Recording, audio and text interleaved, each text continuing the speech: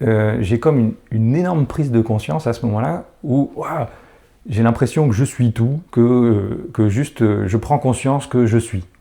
Et ça paraît à nouveau très bateau, très banal, mais je peux te dire que c'est à l'époque vécu d'une manière avec une intensité folle, à tel point que j'ai l'impression d'être en contact avec une infinité d'informations et que ma conscience n'a pas assez de place à ce moment-là pour ingérer toutes ces informations.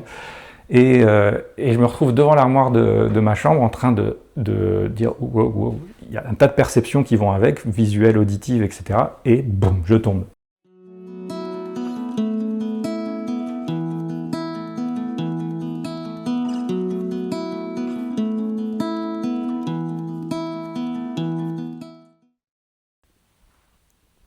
Jérôme, tu es conférencier, praticien en énergétique, instructeur à la Fondation Martin Brofman, auteur d'ouvrages pour enfants intitulés Les aventures du petit yogi, instructeur en arts martiaux, et tu as vécu de nombreuses expériences particulières de la conscience, telles que les sorties de corps ou les rêves lucides, qui ont profondément orienté ton parcours et ta vie en général.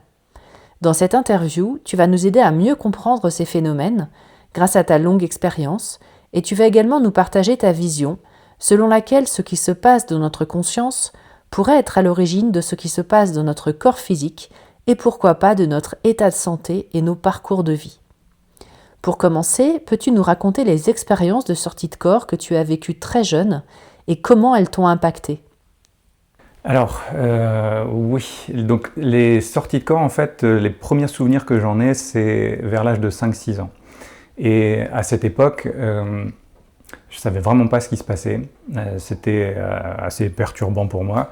Et les premiers souvenirs que j'en ai, c'était que je me sens flotter dans le noir.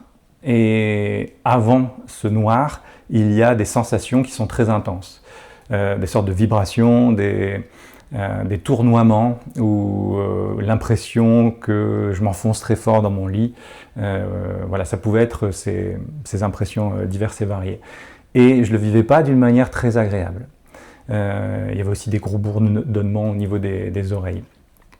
Et ce qui m'a valu d'ailleurs une peur du noir pendant assez longtemps quand j'étais enfant. Et après avoir passé cette espèce de noir, eh bien j'étais comme ballotté dans un océan. Je n'avais pas l'impression de pouvoir me diriger, etc. Jusqu'à ce que je comprenne que je pouvais finalement aller en haut, en bas, à droite, à gauche, mais toujours dans une forme de torpeur. Et les premiers souvenirs clairs, où j'ai eu des perceptions visuelles autres que du noir, eh bien c'était que je me retrouvais dans le jardin de mes voisins. Et en fait, j'arrivais à observer la chambre dans laquelle mon corps physique, disons, était endormi depuis le jardin de mes voisins. Voilà, ça c'était les premiers souvenirs. Et donc je devais avoir 5-6 ans. T'avais peur? T'avais des émotions? J'étais complètement flippé, ce qui me valait d'ailleurs des allers-retours assez intenses, parce que j'avais l'impression que la peur, elle me faisait comme revenir dans mon corps, mais il y avait instantanément ces sensations qui se remettaient en mouvement. Et donc j'étais à nouveau comme en dehors. Je ne sais pas si vraiment le terme c'est à l'intérieur du corps, en dehors du terme, ça c'est des questions de sémantique, mais bon voilà comment je l'ai vécu à l'époque. Et donc oui, j'étais terrorisé. Terrorisé par le fait de rien pouvoir contrôler, d'avoir cette impression en tout cas au départ. Terrorisé parce que je pensais que j'étais mort. Et puis finalement non, j'étais plus mort et après j'étais mort. Enfin voilà, tu vois, je le vivais comme ça quand j'étais enfant. Je le décris avec des mots d'adulte, mais c'était les impressions que j'avais. Et donc j'avais ces questions qui me revenaient. Mais si je suis en dehors de mon corps et que je peux revenir dans mon corps, à quoi ça sert un corps finalement si je peux quand même être conscient, avoir des perceptions. Je le disais pas non plus avec ces mots-là quand j'étais enfant. Enfin, j'en parlais pas de toute façon. Mais il y avait ces questions. À quoi ça sert un corps physique si on peut faire nos expériences sans, tu vois? Et puis en plus, c'était des expériences relativement différentes que dans le réel ici, puisque je pouvais passer à travers la fenêtre de ma chambre ou à travers le mur, ça dépendait du style, et puis me retrouver quand même dans des endroits hyper sympas. Quand je dis endroit hyper sympa, c'était à l'époque des endroits très proches de mon environnement, c'est-à-dire très proches de là où mon corps physique était. Ma chambre, la maison de mes parents, l'environnement très très proche. Et puis après, il y a eu d'autres, disons, environnements qui se sont présentés, qui n'étaient plus ressemblants au monde dit physique, tu vois, et avec d'autres interactions, avec disons des interactions. À vrai dire, je suis un peu timide pour parler de l'intérieur de mes expériences, parce que je suis toujours sensible au fait que peut-être les gens vont colorer leur perception avec les expériences de quelqu'un d'autre, et je ne suis pas sûr que ce soit la meilleure chose à faire. Donc je suis un peu parfois maladroit pour en parler encore. Mais en tout cas, il y avait d'autres endroits qui ne ressemblaient pas du tout au monde physique, avec des échanges, avec des interactions, avec des personnages, parfois un peu curieux, et ce qui n'amoindrissait pas du tout les peurs au retour dans le corps, quoi. Voilà. Donc quand j'étais enfant, je me demandais si j'étais fou, complètement taré, tu vois. Je me disais, oulala, faut surtout pas que je parle de ça. Et il y a eu plusieurs étapes. Je me demandais si tout le monde vivait ça et que personne n'en parlait parce que c'était comme un secret, ou si alors j'étais quelqu'un qui vivait ça, mais qu'il n'y avait pas tant de monde que ça dans le monde qui vivait les mêmes expériences. Bref, il y avait plein de questions comme ça. Donc je me suis tu. Je me suis dit, je ne vais pas en parler puisque personne n'en parle de toute façon. Et puis à l'époque, moi, tu vois, je suis né en 80, il n'y avait pas beaucoup d'informations là-dessus. Internet, c'est arrivé dans ma vie beaucoup plus tard, tu vois, et donc j'avais zéro culture sur le sujet, quoi. Et quand tu parles d'interaction, est-ce que tu peux nous dire un peu plus quel type d'interaction c'était, avec qui, quoi? Il y a des interactions qui ressemblent aux interactions qu'on a aujourd'hui, tu vois, et c'est un peu la différence avec les rêves lucides, où les interactions que j'avais en sortie de corps étaient tout à fait cohérentes, à vrai dire. Il y avait des choses dans ces interactions que je ne connaissais pas, des propos que je n'avais jamais entendus, et donc je revenais avec ces informations. Et ça me semblait très très cohérent. Voilà. Et puis il y avait d'autres interactions un peu plus, disons, exotiques. Mais je ne vais pas rentrer dans ce détail-là, parce que, à nouveau, je me suis aperçu après, avec les années qui ont suivi, que parfois on était pris dans nos propres projections personnelles. Tu vois, en sortie de corps, si tu veux parler à un éléphant, il y a de grandes chances que tu vas aller parler à un éléphant. Mais est-ce que cet éléphant est vraiment là, ou est-ce que c'est juste une projection de ce qui se passe à l'intérieur de toi? C'est délicat à estimer, quoi.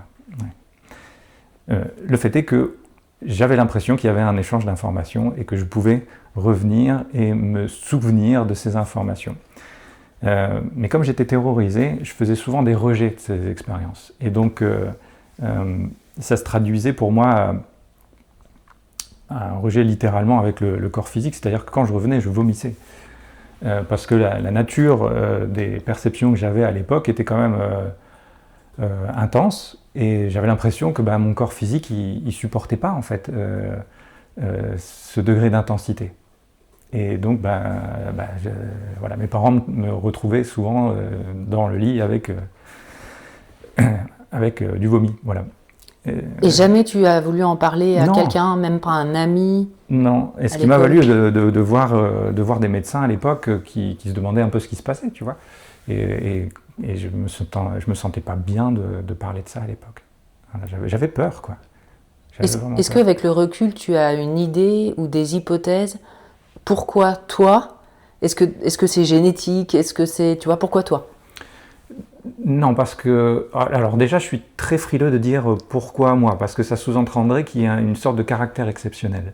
Et je pense l'inverse. Il me semble qu'avec le recul, je vais faire une généralité qui est peut-être maladroite, mais il me semble que tous les êtres humains vivent ces choses-là, mais que parfois on s'en souvient, parfois on ne s'en souvient pas. Et parfois les souvenirs sont déformés aussi, tu vois. Donc il ne me semble pas que ce soit quelque chose d'exceptionnel, et peut-être en interrogeant les enfants, on serait peut-être étonné d'avoir leur récit de ce qui se passe pour eux la nuit en termes de sensations, comme je décrivais tout à l'heure, de tournoiement, de densité, de lourdeur, tu vois. Il faudrait voir si sur un échantillon d'enfants assez nombreux, il y a aussi ce genre de témoignage. Donc je suis très vigilant à ce caractère exceptionnel. Pour moi, ça ne l'est pas. Mais par contre, la vraie question, c'est pourquoi les gens s'en souviennent plus que d'autres, tu vois. Et ça, j'ai pas réussi vraiment à avoir d'hypothèse solide là-dessus. Je me questionne. Quand tu parles de tes interactions dans ces états de ce qu'on va appeler sortie de corps, hein, on va l'appeler comme ça, et que tu dis qu'il y avait des choses cohérentes, est-ce qu'il y a des informations que tu as ramenées de ces expériences qui t'ont été utiles dans la vie, d'une manière ou d'une autre? Réponse courte, oui. Tu pourrais te donner quelques exemples?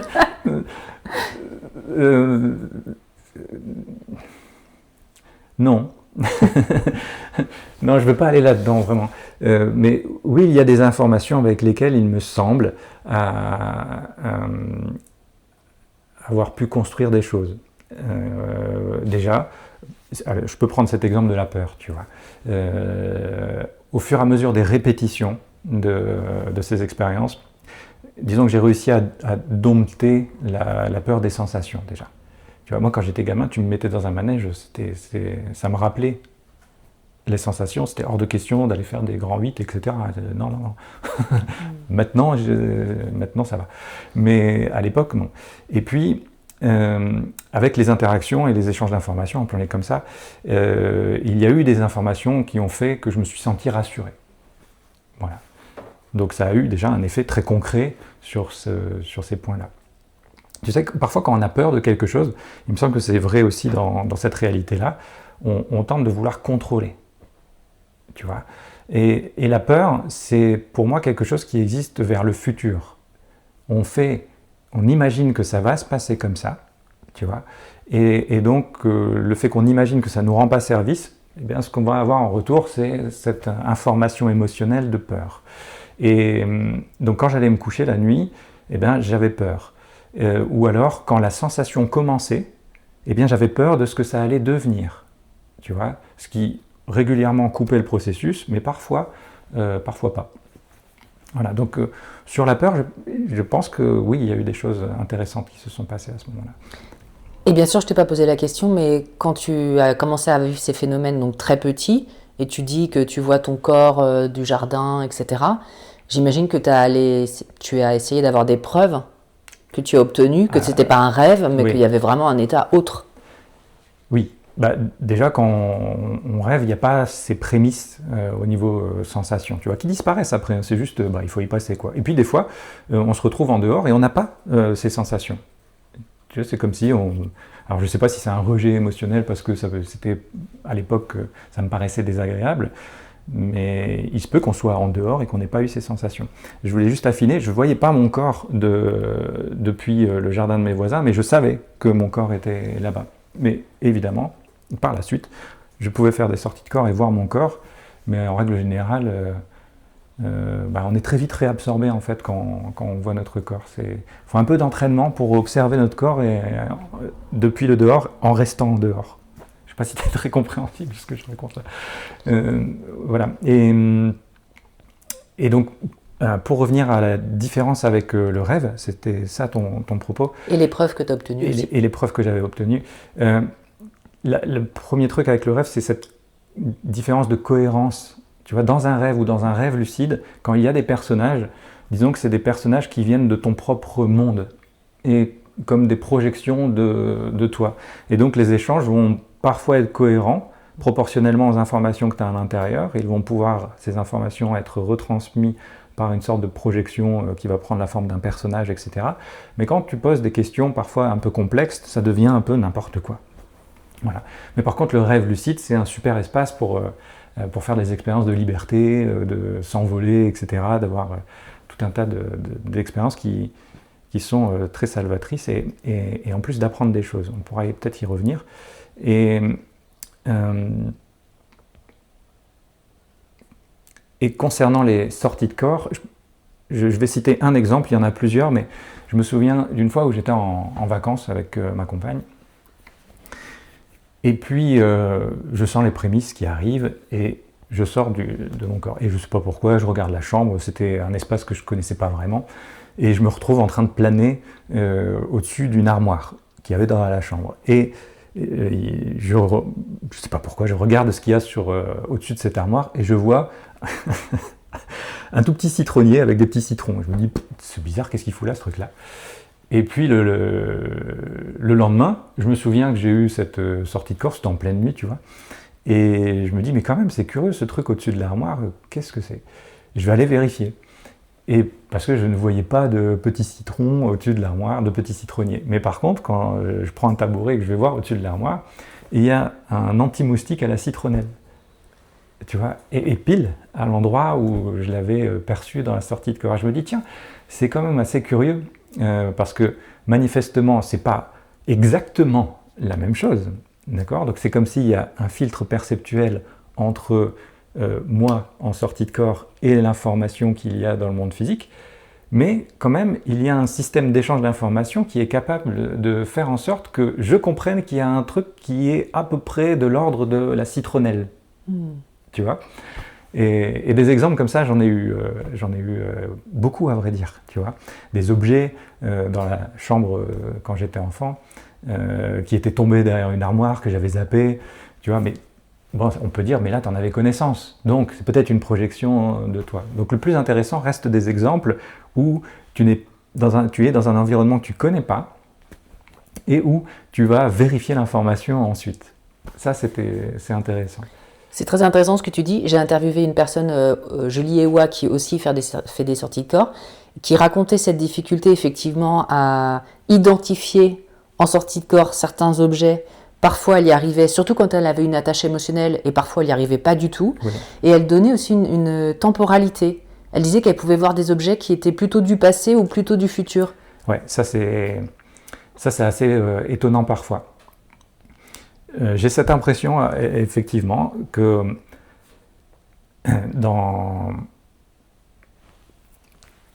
pour être très clair, pour moi, quand on fait des sorties de corps, il y a comme plusieurs couches dans lesquelles on peut sortir. Ce dont on est en train de parler, et je vais peut-être le répéter un peu trop souvent, mais ce sont juste des points de vue. Hein. Prenez pas ça comme vérité, s'il vous plaît, c'est vraiment des points de vue d'une expérience d'une seule personne. Et donc, néanmoins, quand on sort sur cet espace physique, ça ressemble au physique, mais c'est pas tout à fait pareil que le physique. Et donc quand il y a des choses qui ont existé très longtemps dans le monde physique, par exemple, et qui ont été détruites, eh bien, j'ai l'impression qu'on peut encore les percevoir quand on est en sortie de corps sur cette couche, disons, proche du physique. Julie parlait un peu de millefeuille. Ouais, c'est marrant parce que je parle de millefeuille de la conscience aussi.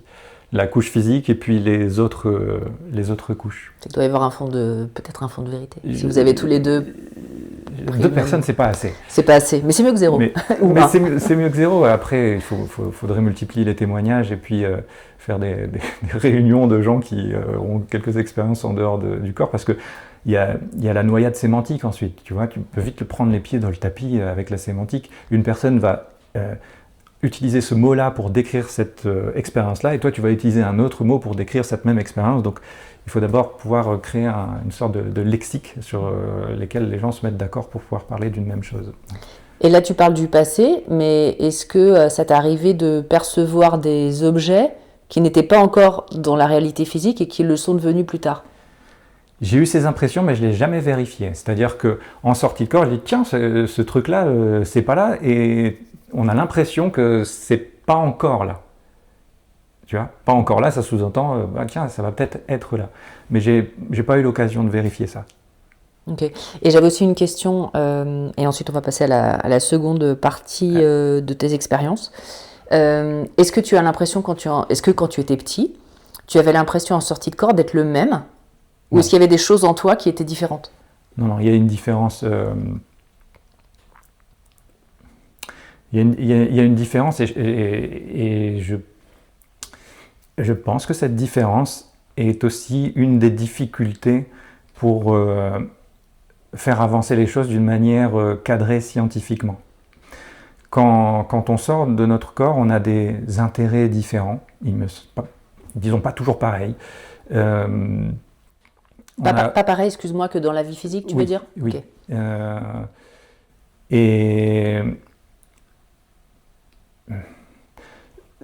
c'est... Imaginons, on veut faire un entraînement à la sortie de corps, tu vois, et on se dit, tiens, au bout de quelques années, je suis assez exercé, je peux sortir et aller dans cet endroit. Donc on prend des décisions avant dans notre corps physique pour dire, tiens, je vais aller visiter cet endroit. Et puis en fait, on se retrouve en dehors du corps physique et on fait tout à fait autre chose. Mais à force de répéter l'exercice, on arrive quand même à donner une direction et à s'imprégner des décisions qu'on a prises dans le monde physique. Mais il me semble que c'est à force de répéter. Nicolas Fraisse, peut-être que tu connais aussi, que j'avais interviewé, disait la même chose. Il a suivi des protocoles scientifiques pour tester, et il expliquait qu'en sortie de corps, malheureusement, ses intérêts n'étaient plus du tout de faire cette expérience. Donc c'était très compliqué. Et la question qui va avec, du coup, c'est, ok, donc il y a d'autres intérêts. Est-ce que c'est toujours les mêmes, entre guillemets, à chaque sortie de corps? Est-ce qu'il y a une espèce de continuité de qui tu es dans cette sortie de corps, ou à chaque fois ça se renouvelle, c'est différent? Définis qui tu es. Mettons que quand tu es en sortie de corps, tu as très envie d'aller voir là où habite un de tes parents, mettons. Est-ce qu'à chaque fois que tu sors du corps, il y a cette envie, entre guillemets, d'aller voir un de tes parents, ou est-ce qu'en fait, à chaque sortie de corps, il y a des envies qui sont différentes?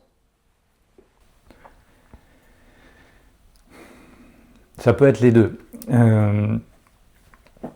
Mais après, on va se poser la question de l'utilité des sorties de corps. Parce que sortir de son corps, ça sert à quoi? Est-ce que tu es supérieur, inférieur à une autre personne? Non. Est-ce que tout le monde est obligé de faire ces expériences? Non. Il me semble pas en tout cas. Mais c'est une voie qui est stimulante, qui est intéressante pour moi. Je ne sais pas si elle l'est pour tout le monde, tu vois. Le fait d'aller visiter une autre personne, comme tu le disais, c'est vrai que quand il y a la présence de l'amour, c'est très facile, à vrai dire. Et c'est, à mon avis, une composante essentielle dans le fait de voyager dans différentes strates du millefeuille de la conscience, appelons-le comme ça. Mais il faudrait aussi différencier l'amour et les émotions. C'est pour moi de nature différente. Quand il y a une charge émotionnelle, ça peut aussi diriger l'expérience. Quand il y a une perception d'amour, ça peut aussi diriger l'expérience dans une autre direction peut-être. Donc oui, on peut plus facilement avoir une direction dans l'expérience vers des personnes vers lesquelles on a soit des émotions, soit de l'amour. Est-ce qu'on aura toujours envie de faire ça en dehors du corps? De mon point de vue, non. Mais ça se passe comme ça pour moi. Je ne sais pas si ça s'étend aux autres. Voilà. Mais est-ce que tu sais ce qui guide puisqu'a priori, ce n'est pas ta volonté dans ton corps physique qui le guide, est-ce que tu sais, toi, ce qui guide ce que tu fais hors du corps? Pourquoi tu fais telle chose et pas une autre? J'ai l'impression que ce sont nos décisions et que ces décisions, elles peuvent être forgées aussi à partir du corps physique, mais sans créer d'obsession. Juste de fonctionner avec des préférences. Parce que j'ai l'impression que quand on fonctionne avec des obsessions, genre ouais, ce soir je vais sortir mon corps, etc., c'est un truc que j'ai jamais fait, et j'ai regardé une vidéo sur YouTube et je vois des gens qui en parlent, il faut que je fasse ça, etc. Ça, je pense que ça va plutôt créer de la résistance que du succès dans l'expérience. Donc, décider fermement et très nuancé avec le fait d'être obsessionnel par rapport à ce phénomène. Donc, une décision ferme, entretenue avec un encouragement, il me semble que ça donne une direction à l'expérience. Mais qu'on soit dans notre corps ou à l'extérieur de notre corps, les décisions, quand elles sont encouragées, ça nous mène d'un point A à un point B. Et donc, pour moi, j'ai pour l'instant cette impression que nos décisions, quand elles sont encouragées, en fonctionnant avec une préférence, eh bien, elles nous mènent d'un point A vers un point B. Et donc aujourd'hui, avec toute l'expérience que tu arrives plus facilement que quand tu étais petit à diriger tes expériences? C'est une question. Quand je m'y mets. Parce qu'en fait, ben non, mais c'est vrai. Parce que quand j'étais petit, ça se passait spontanément, on va dire. J'ai pas identifié exactement les raisons du pourquoi et comment, mais disons peut-être qu'il y avait une partie plus profonde de ma conscience qui avait décidé ça et dont je n'étais pas conscient. Et comme je le disais tout à l'heure, quand on a peur d'un phénomène, ben, on a tendance à compenser par du contrôle. Donc de 18 à 25 ans, j'ai pratiqué, beaucoup pratiqué. Donc j'ai beaucoup contrôlé le phénomène. Et puis Internet est arrivé, j'ai vu que j'étais pas tout à fait fou, ou en tout cas si j'étais fou, ben, on était plusieurs, et que c'était quand même rassurant parce qu'il y a une expérience de solitude qui est très très intense et pas forcément très agréable. Et donc j'ai pratiqué beaucoup, contrôlé le phénomène, et ayant eu beaucoup d'expérience à ce moment-là, j'ai pu quantifier des choses et tout ça, c'était rassurant, j'avais un cadre, j'ai pu visiter, disons, différentes couches du millefeuille, et donc c'était rassurant parce que j'avais contrôlé le phénomène. Mais ça ne veut pas dire que par la suite, j'ai pas lâché ça. Après, j'avais envie de faire d'autres choses, tu vois, c'est sorti de mes centres d'intérêt, et c'est pas pour autant que ça s'est arrêté. Ça a continué de se faire et jusqu'aujourd'hui, et il n'y a pas si longtemps, à vrai dire, il y a 2 semaines, ça se fait d'une manière spontanée. Par contre, quand j'ai vraiment envie, disons, d'aller faire un tour dehors, eh bien, j'ai comme un entraînement pour m'y remettre, tu vois. Alors bien sûr, il y a des points de référence que j'ai, donc ça peut être plus facile de remettre le pied à l'étrier, tu vois, mais ça demande un entraînement. Je vais vous lâcher ça. Il y a 2-3 semaines, je parlais avec ma compagne de sortie de cœur, je disais tiens, c'est marrant, ça revient dans ma vie cette histoire, et toi qui m'avais contacté, et puis d'autres personnes aussi qui me parlaient de ces sujets. Et je dis c'est marrant, ça arrive.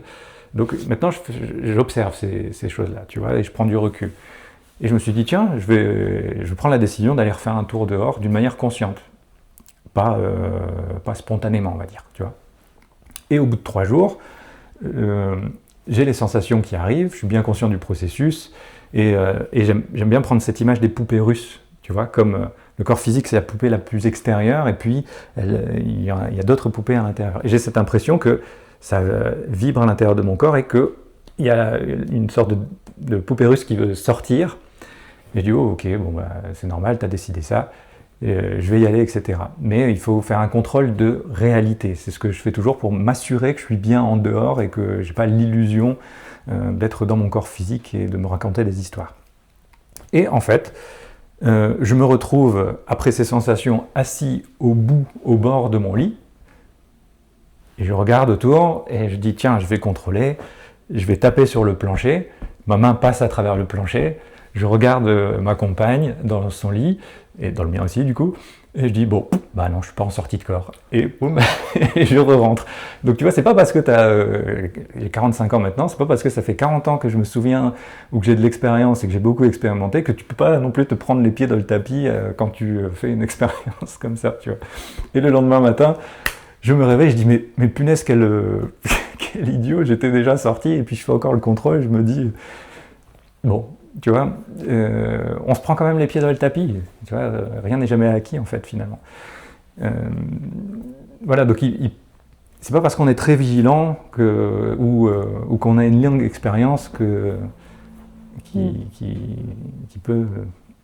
peut ne pas arriver à ce genre de truc-là. Quand tu parles de toutes les couches de la conscience, qu'est-ce qui te fait... Quels sont les... J'en sais rien, je l'ai jamais fait.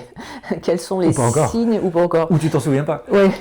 Mais quels sont les signes qui te font dire, bah là je suis allé loin, ce que tu l'as dit tout à l'heure, je suis allé loin dans les couches de la conscience. Comment tu fais la différence entre je suis allé loin et moins loin?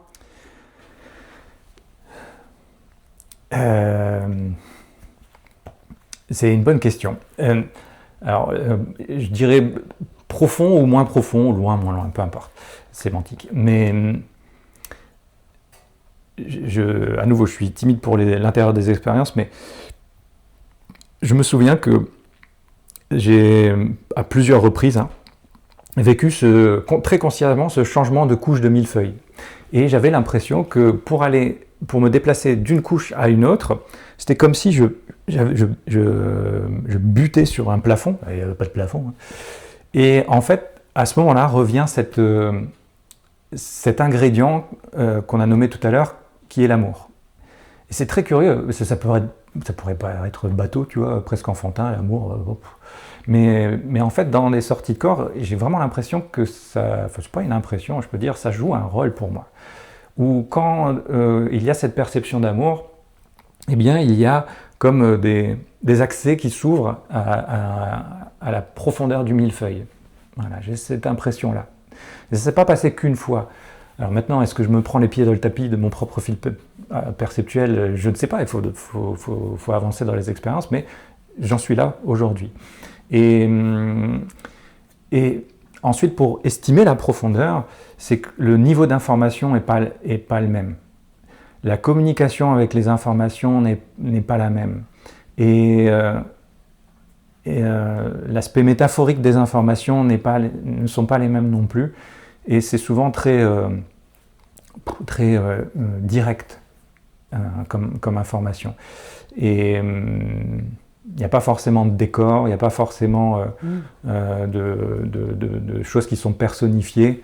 Voilà, il y a une exposition à une information, on va dire. Et puis parfois, quand tu t'en souviens, tu reviens avec cette information. Je reviens avec cette information. Est-ce que ça veut dire qu'il y a moins d'images, par exemple? Ça peut. Okay. Je ne suis pas sûr que ce soit une science très exacte, tout ça. Mais oui. Et ça, c'est subjectif. Mais la perception personnelle est vraiment, vraiment différente. Vraiment. Est-ce qu'il y a une forme d'agréabilité différente et quand j'en parle, ça fait frissonner à chaque fois. Mais agréabilité, oui, il y a cette présence d'amour déjà qui me semble être un fil conducteur et un bon indicateur, je dirais. Et parfois j'en parle dans un cercle très privé parce que c'est pas courant que j'en parle, mais j'appelle ça comme une membrane de sécurité de l'univers. Tu vois, comme si pour aller visiter les couches de ces couches-là de la conscience, c'est quand même vachement mieux de générer de l'amour ou d'y être ouvert. Excuse-moi, j'ai pas bien compris la membrane de sécurité. Peut-être que c'est presque une condition pour accéder à... Je ne sais pas si le mot condition est judicieusement choisi, mais voilà, comme une membrane de sécurité de l'univers où voilà, quand tu perçois de l'amour, tu vas dans des autres couches de la conscience. Alors pour revenir plus sur le fil de ta vie, tu as vécu une expérience de ce type que tu vas peut-être nous raconter, qui a changé ta vie à la vingtaine. Et ça a basculé. Qu'est-ce que tu as vécu? Qu'est-ce qui a changé? Oui. Alors parfois, c'est arrivé 3 fois dans ma vie où j'ai vécu des expériences et je me suis senti très très différent après. C'est arrivé une fois en sortie de corps où quand je suis revenu, il y avait comme un ancien Jérôme et un nouveau Jérôme. Et cette expérience en fait partie. C'est une expérience la plus intense que j'ai vécue. Et en fait, c'était un matin très tôt. Et j'étais chez mes parents et ma compagne dans la chambre, tout le monde dormait. Et moi, je me dis, tiens, je vais me lever, je vais détendre, méditer, fermer les yeux, etc., me souvenir de cette nuit, etc. Et en fait, je ne sais pas pourquoi ni comment, ça me tombe encore sur le paletot, mais j'ai comme une énorme prise de conscience à ce moment-là où j'ai l'impression que je suis tout, que juste je prends conscience que je suis. Et ça paraît à nouveau très bateau, très banal, mais je peux te dire que c'est à l'époque vécu d'une manière, avec une intensité folle, à tel point que j'ai l'impression d'être en contact avec une infinité d'informations et que ma conscience n'a pas assez de place à ce moment-là pour ingérer toutes ces informations. Et je me retrouve devant l'armoire de ma chambre en train de dire wow, il y a un tas de perceptions qui vont avec, visuelles, auditives, etc. Et boum, je tombe. Littéralement sur le plancher. Okay. C'est trop intense. Ou pas trop, puisque c'est très intense, disons. Et je sens à ce moment-là que je commence à partir, à quitter le corps physique, tu vois. Et j'ai cette perception très curieuse à ce moment-là que c'est comme s'il y a des éléments qui quittent mon corps. J'ai l'impression que la terre se barre, que l'eau se barre, j'ai la bouche qui devient sèche et je commence à plus rien voir. Comme si... voilà. Et juste après ça, je commence à plus avoir la capacité de respirer. Et là, je me dis, oh putain, c'est peut-être pas une sortie temporaire là. Il faut quand même peut-être faire quelque chose, trouver quelque chose pour te ramener là maintenant. Parce que là, c'est peut-être pas temporaire. C'est comme ça que je le vis à l'époque. Je ne sais pas si c'est vraiment ça, parce que je l'avais dit, il me semble, dans une autre interview, où ce qui aurait été l'idéal à ce moment-là, c'est d'avoir un électroencéphalogramme, un truc, des capteurs, tu vois, pour observer ce truc-là. Mais j'ai l'impression que mon cœur bat plus à ce moment-là, mais c'est juste une impression, je ne peux pas le vérifier. Et en tout cas, je ne respire pas. Et ça me semble long, très long. Et à un moment donné, quand je suis dans cette truc, mais alors, qu'est-ce qui va te faire revenir, etc., j'ai cette charge d'amour qui est là, qui est comme une réponse, tu vois. Qu'est-ce qui va te faire revenir? L'amour, enfin, t'as pas encore compris. C'est un peu ce truc-là. Il ne faut pas te juger. Et, non, mais tu sais, la personnalité a tendance à juger, et puis après, on a d'autres couches aussi de notre être qui sont au-delà de la personnalité. Et là, je reviens, tu vois, et je reviens différent. Vraiment différent. Ça m'est arrivé 3 fois ce genre de truc, et à chaque fois d'une manière très intense. Comme le souvenir d'un ancien Jérôme, mais je sais que le Jérôme, là maintenant, il va être différent. Différent, ça ne veut pas dire être une autre personne à ce moment-là. Maintenant, j'ai des mots pour poser sur l'expérience. À l'époque, j'ai 20 balais. Je veux dire, et je suis plutôt agité comme jeune homme. Donc voilà, la sémantique et mettre les mots sur mes expériences, c'est pas quelque chose où je suis très fort du tout. Et je prétends pas l'être non plus maintenant, mais bon. Mais je sais que je vais être différent. Maintenant, je sais que je suis devenu plus moi-même dans ces grands moments de changement. Comme si j'avais enlevé des couches qui m'étaient inutiles à cette époque-là, tu vois. Mais le changement a été rude parce que j'avais plus la structure mentale, ma structure mentale n'était plus capable d'appréhender la réalité. J'avais été exposé à tellement d'informations, à tellement de choses, que ce que je pensais ne faisait plus aucun sens. Et donc j'avais vraiment l'impression que ma tête s'était effondrée à l'intérieur d'elle-même, que ma structure mentale ne fonctionnait plus, à tel point que parfois j'avais du mal à parler, et c'était un état hyper paradoxal parce que j'étais à la fois conscient d'être tout. Après l'expérience ? Ça a duré 6 mois, et c'était très long, mes parents pourraient en témoigner, et ma compagne aussi. Ça a été très long parce que mes actions ou mes pensées pouvaient être à ce moment-là être complètement incongrues en fait pour l'extérieur, tu vois. Et moi je savais que j'étais plus moi-même, mais que je devais restructurer mon mental pour pouvoir à nouveau être fonctionnel dans la réalité, tu vois. Parce que c'était difficile de parler, j'avais plus de mots, c'était difficile de manger, de boire, de dormir, tu vois. J'avais l'impression que si j'allais dormir, j'allais mourir, alors que ça c'était comme ma personnalité qui avait cette impression, et puis ça fait un peu schizo, mais c'est pas du tout péjoratif, mais j'avais l'impression d'être plusieurs à l'intérieur du bocal, tu vois. Une partie de moi qui était d'un calme incommensurable, une autre partie de moi qui était en contact avec tout, qui était chargée d'amour à un point phénoménal, et une autre partie de moi qui était complètement paniquée du truc. Qui était peut-être l'ancien toi ? Qui était paniqué, non ? qui était en fait la résistance au changement, du fait de laisser l'ancien moi dans le passé. C'était comme une petite mort en fait. Et cette petite mort, c'est la 3e fois, je dois être un peu bête. Mais c'est la 3e fois, mais celle-là, elle était costaud, celle-là. Ouf.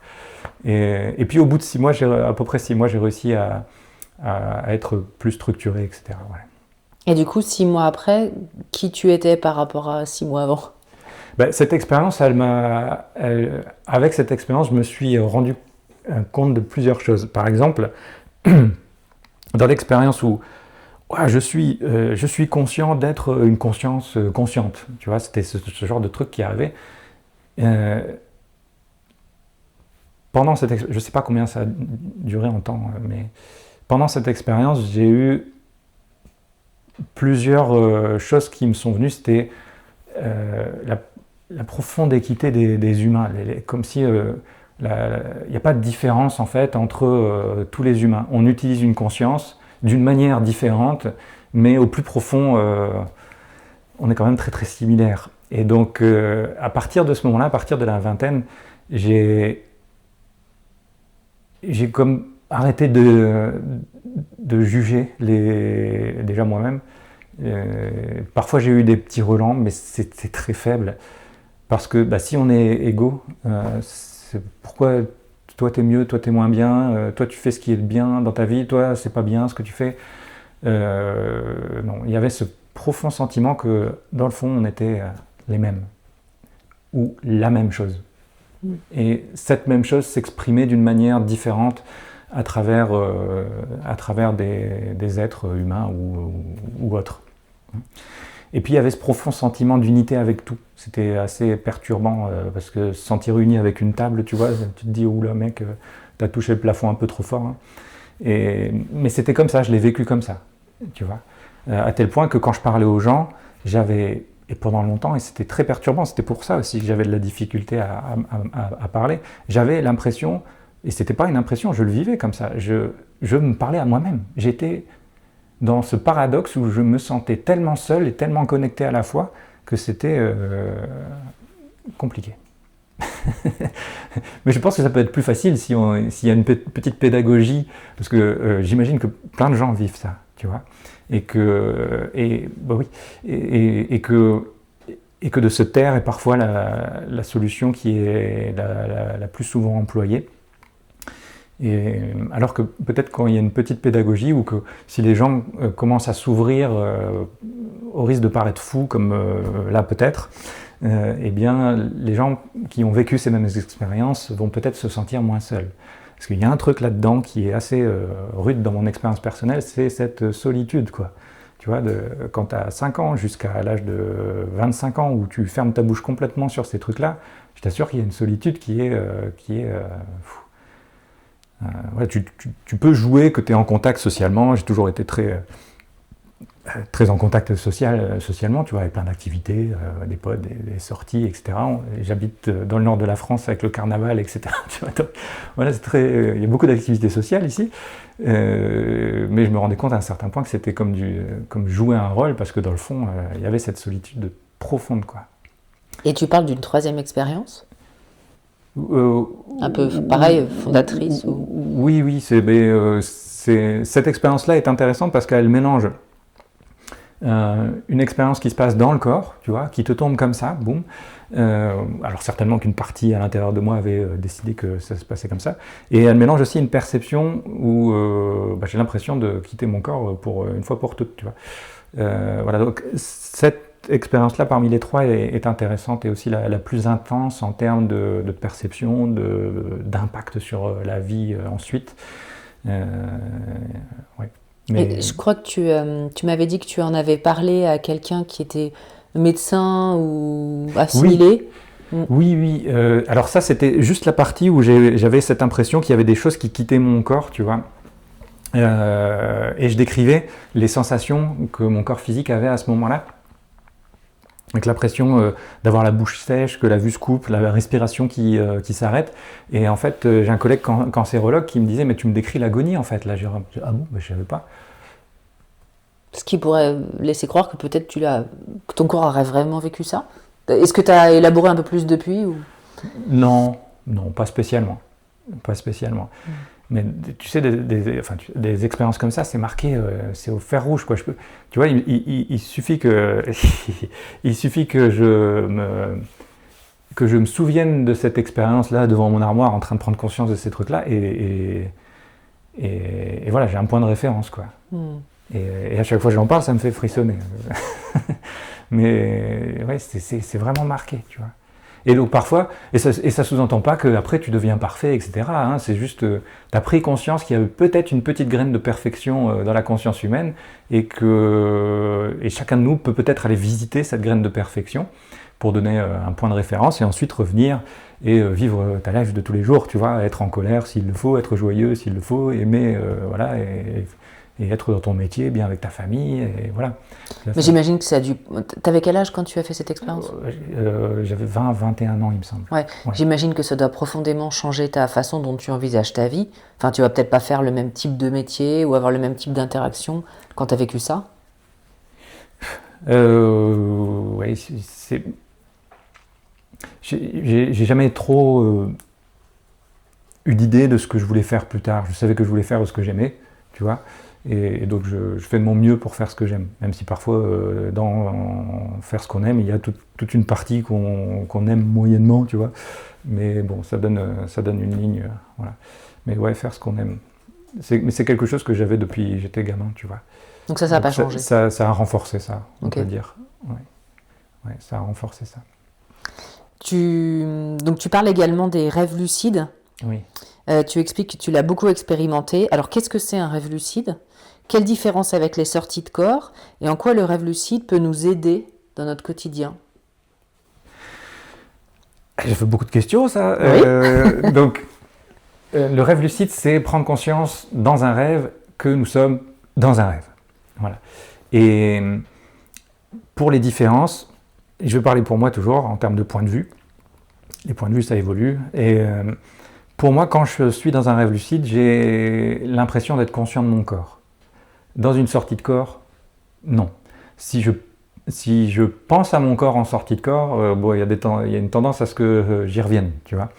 Une tendance assez forte. En rêve lucide, j'ai l'impression que je suis bien conscient que mon corps est allongé dans le lit et qu'en même temps, je suis dans un rêve lucide. À tel point qu'il y a des études qui ont été menées sur ça. Alors, je vais sortir le nom, attends.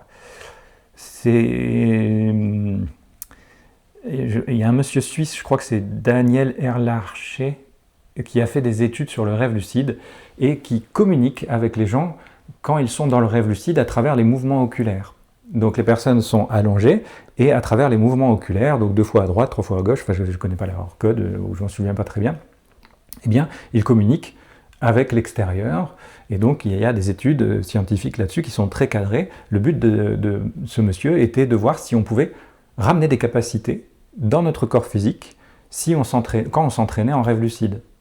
Donc dans mes souvenirs, c'est un peu vague, ça fait longtemps que j'ai pas parlé de ça, mais allez voir sur YouTube, il me semble qu'il y a une conférence, Daniel Erlarcher, où il décrit, avec des populations témoins, le fait de s'exercer à lancer quelque chose dans un verre, etc.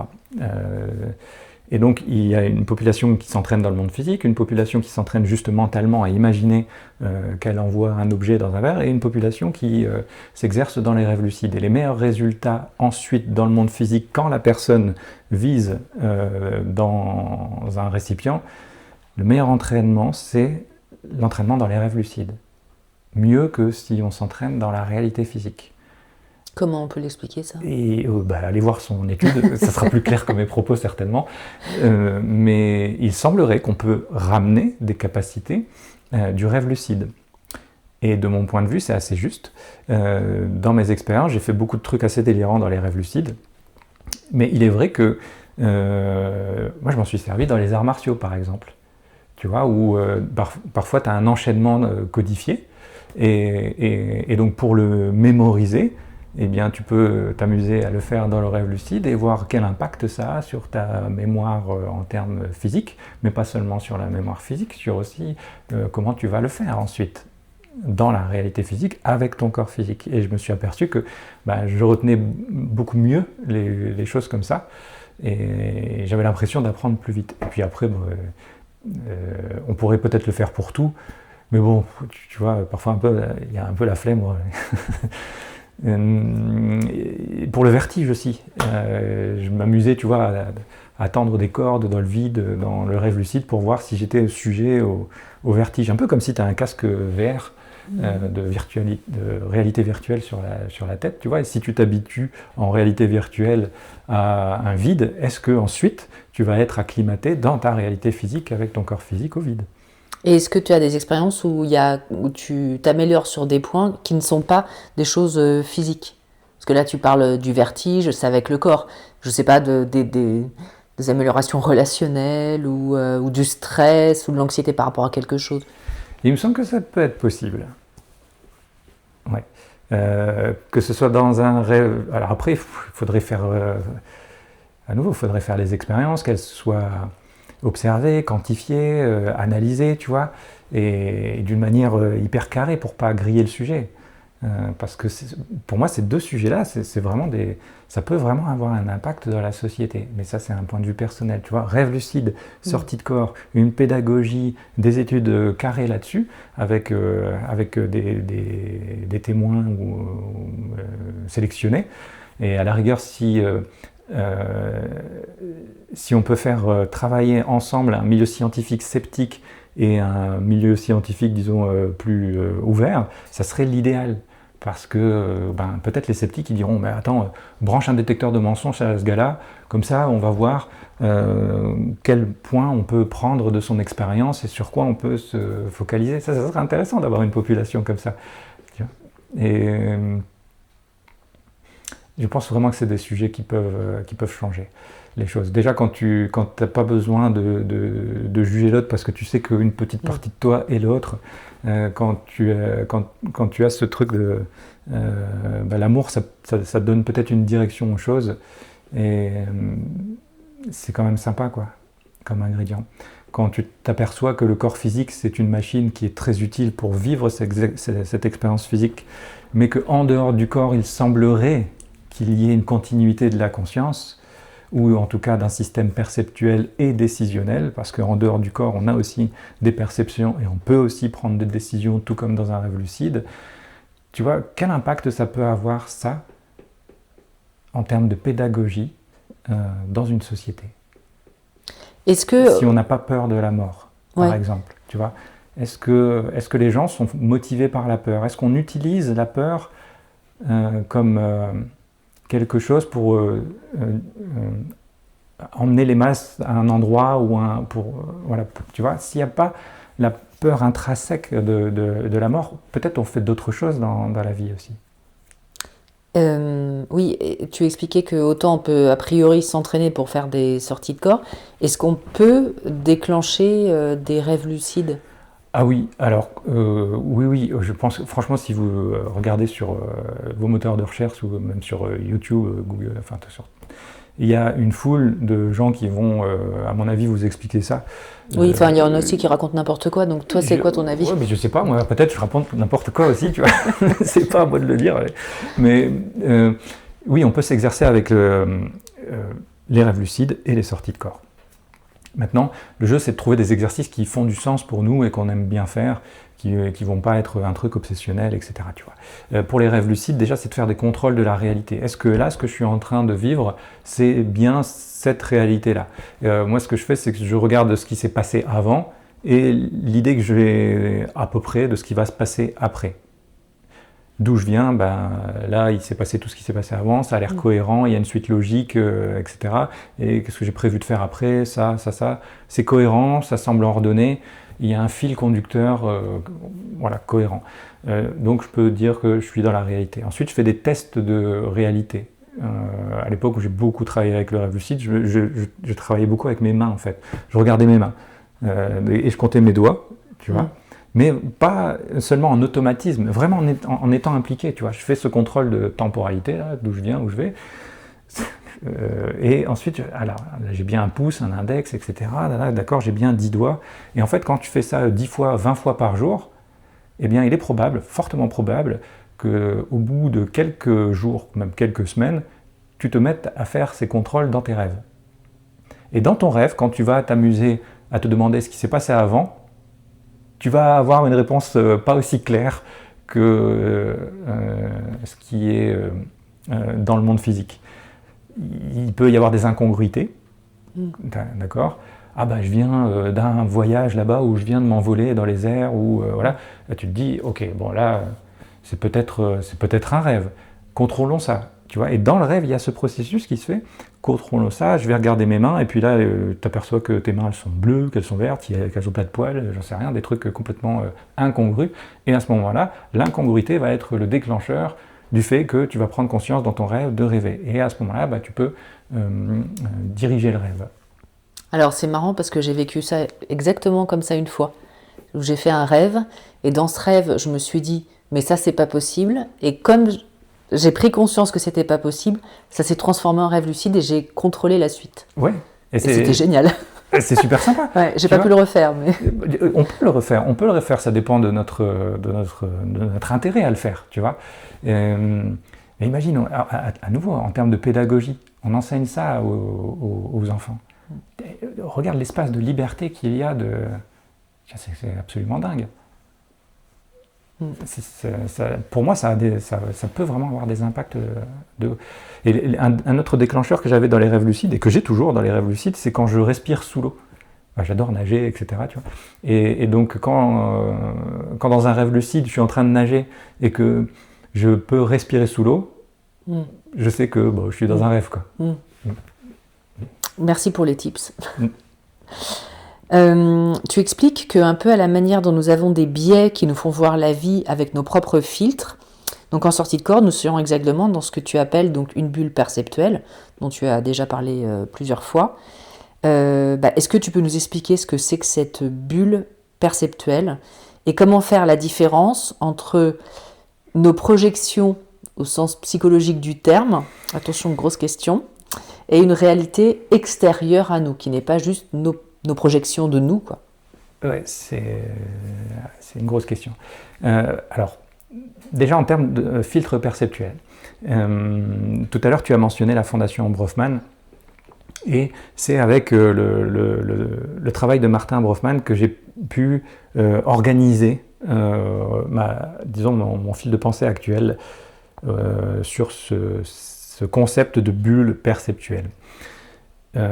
Imaginons que autour de nous, nous sommes dans une bulle, okay, et que cette bulle, elle est colorée par nos idées, nos croyances, nos émotions, nos valeurs, nos buts à atteindre, etc.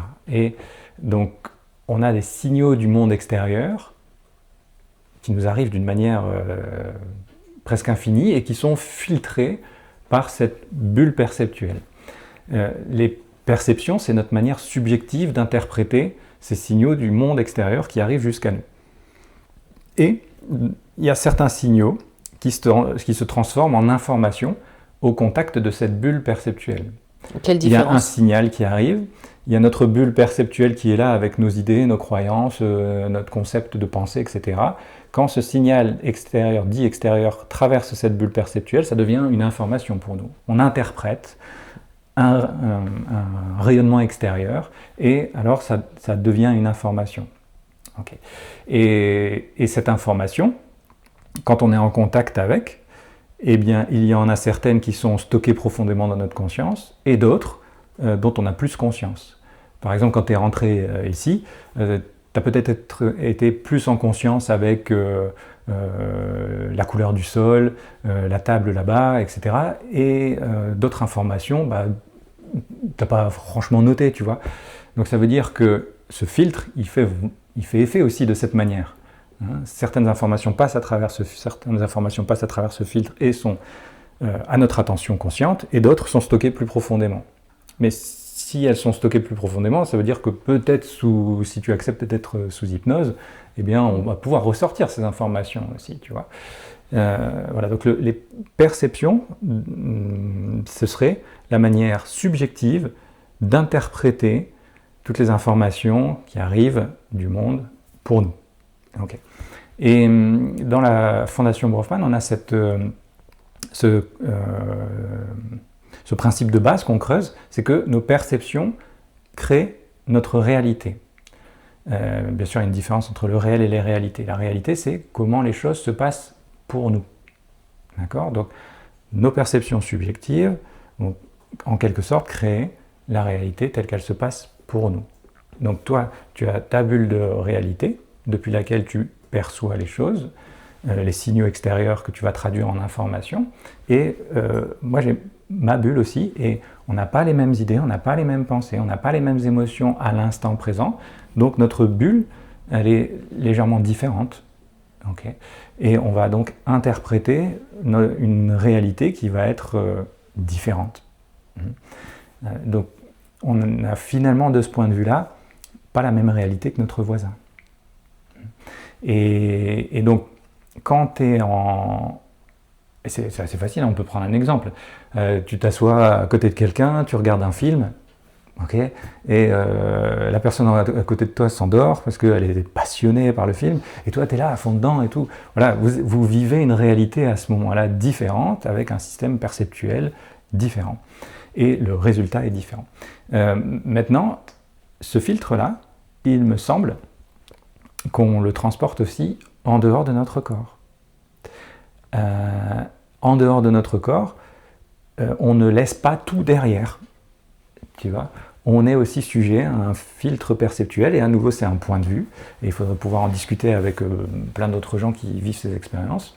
Mais dans certaines couches du millefeuille, par exemple, si tu as la perception que, tiens, maintenant il y a un échange avec une personne très élevée spirituellement qui va se présenter sous forme d'icône religieuse, etc., il est possible que ça se manifeste. Et là, est-ce qu'on se prend les pieds dans le tapis quand on revient dans notre corps et qu'on dit oh, « j'ai rencontré une personne qui est un icône, donc je dois être un élu spécial, etc. » Donc il faut reproduire ces expériences pour voir à quel point, à un moment donné, on peut aller au-delà de notre propre filtre perceptuel. Et on arrive à la deuxième partie de ta question. Et ça, c'est vraiment pas facile. Comment on peut voir au-delà de notre propre filtre perceptuel?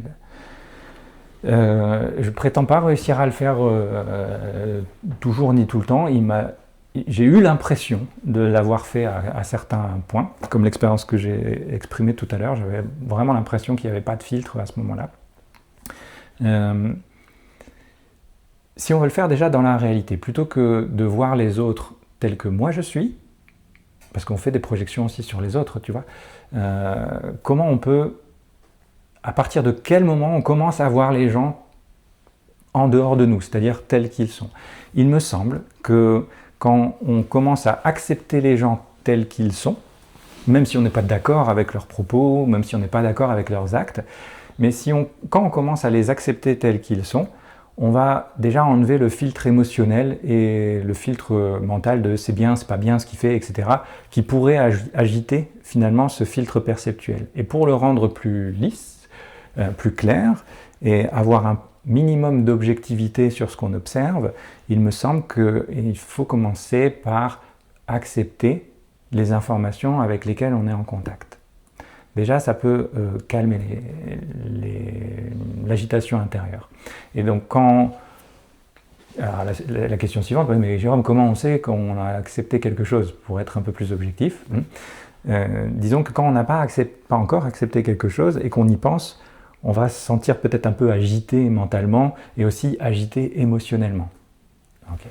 Parce qu'on n'est pas d'accord avec ce qui se passait ou avec ce que cette personne a dit. Et puis, au fur et à mesure d'un processus d'acceptation, eh bien, on accepte, on se fait une raison mentale, et puis ensuite on accepte les émotions que nous avons mis en mouvement dans ces interactions avec lesquelles nous n'étions pas d'accord. Et quand c'est totalement accepté, eh bien, il y a une certaine forme de neutralité qui se manifeste quand on pense ou quand on s'immerge à nouveau dans cette situation dans laquelle on ne s'était pas senti bien avec les interactions. Voilà. Et donc, tout ça pour dire que le début de l'objectivité, pour moi, il va avec le fait d'accepter les choses telles qu'elles sont.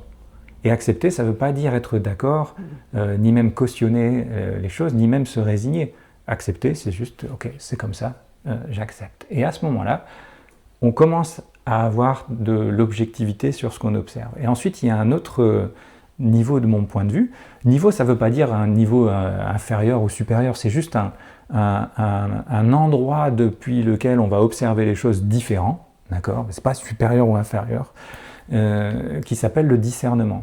Et j'ai l'impression qu'avec et ça peut rester une impression, mais pour l'instant j'en suis là, j'ai l'impression que quand on observe les choses avec le discernement, on voit les choses telles qu'elles sont, et pas telles que nous sommes. J'ai envie de te poser une question parce que ça me fait penser à quelque chose. Je me demande dans quelle mesure on est capable finalement de voir chez l'autre quelque chose qui n'existe pas chez nous.